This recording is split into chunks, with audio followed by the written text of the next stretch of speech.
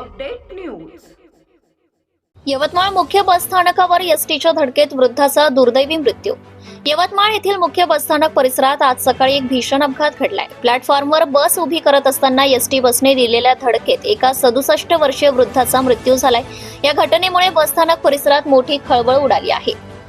यामध्ये मृतकाचं नाव मधुकर रामचंद्र इंगळकर, वय 67 वर्ष, राहणार राजुरा, जिल्हा चंद्रपूर।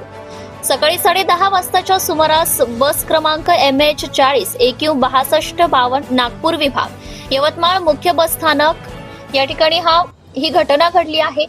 मिळालेल्या माहितीनुसार राजुरा येथील रहिवासी मधुकर इंगळकर हे आज सकाळी यवतमाळ बस स्थानक परिसरात होते। सकाळी 10:30 वाजताच्या सुमारास MH 40 AQ 6252 क्रमांकाची एसटी बस प्लॅटफॉर्मवर लावत असताना बसच्या दरवाजाचा जोरात धक्का लागून इंगळकर गंभीर जखमी झाले।